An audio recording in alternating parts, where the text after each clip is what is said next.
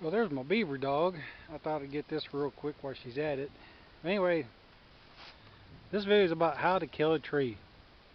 You know, that get a lad that thinks she's a beaver.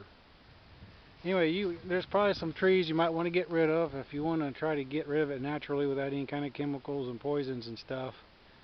The best way is to girdle it. And before I go any farther, let me say this is not my idea. I did not come up with it. There's a fellow that got the garden show on the radio every weekend, and he's an organic guy, and this is what his advice is. And I'm going to give you two different tips that he said on the radio, which I've used. One, the girdling, and there's another one I'm going to be doing soon. I'll get to that in a minute. But like here, if you got these trees here, they're in the backyard. They're hackberries. They're really good for nothing other than shade. They make a good shade tree. I said this before in other videos. But they're short-lived. Anyway, got this open area here. I'm going to want to plant a whole bunch of fruit trees come spring.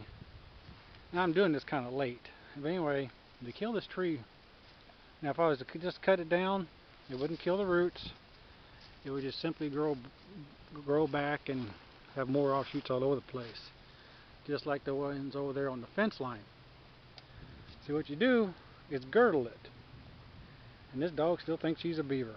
And what you're doing, once you girdle the tree completely around, the tree is dead.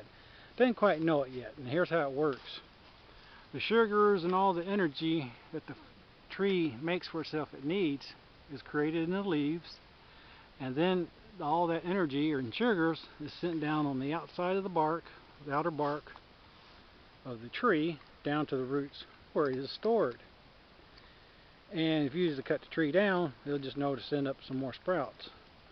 However, if you girdle the tree, no more sugar is getting toward the roots, but yet all the roots have all that stored up energy. It keeps feeding to the tree until all of a sudden it folds up and dies, since it's not getting any more replacement nutrients to the tree, to the roots. So now this is not a quick process.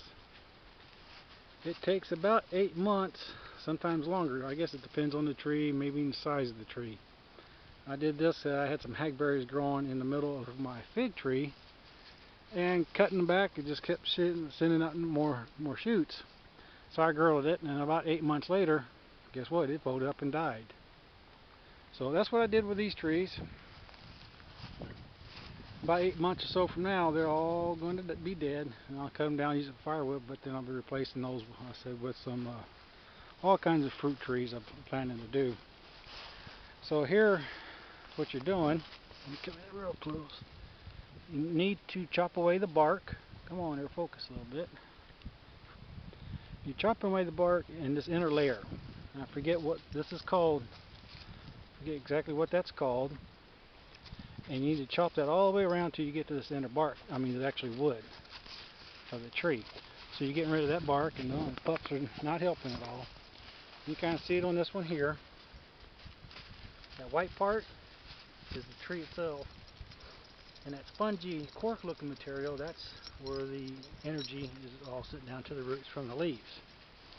So it doesn't know its energy source has been cut off because of all the energy and sugars that are stored in the roots.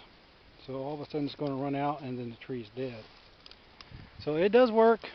It does take a lot of work at times if you ain't got a very good hatchet or axe. This other one here ain't quite done yet. I'm going to experiment with my chainsaw.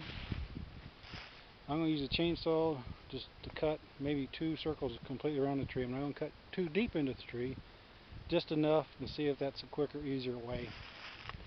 So on these, it looked like the beavers attacked it, or the beaver dog found another stick to chew on. And these will be dead in about 8 months or so. Now the next trip that the gardener talked about, he doesn't like Roundup or any of the other chemical herbicides or anything like that. So like right, you see here in this one, there's no way you're going to get in there and cut the bark on all that mess. And these hackberries just play hell with the fence line and tear it all up.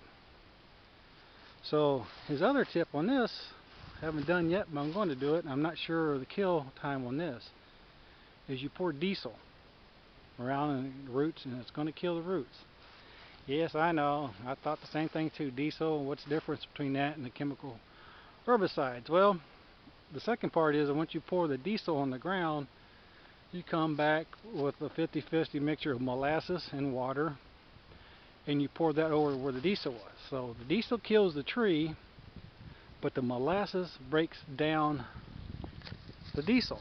So after a while, your soil is good to go. No, but like the chemicals will stay in the soil, and those don't get rid of. But if you use the diesel and then the molasses mix, it will get rid of the diesel. So like I said, this wasn't my idea. This is what the guy on the organic show recommended. He prefers the girdling, but like in this case, where girdling will not work, this is what he recommends. So I'm going to try that. Kind of waiting for diesel prices to come down a little bit, but it won't be too much longer. I want to clean up this mess here. But again, like I said, you pour. They didn't really say how much, so I guess it's probably about a half a gallon to a gallon all the way around the roots. You're saturating the roots with the diesel, and then I'm going to come back after it's dead. I'll come back with a mixture of molasses and water and saturate the ground around the roots where I poured the diesel in and let the molasses clean up the diesel. So this is what I'm doing. Hope it helps. Any questions, let me know. Thanks for watching, and God bless you.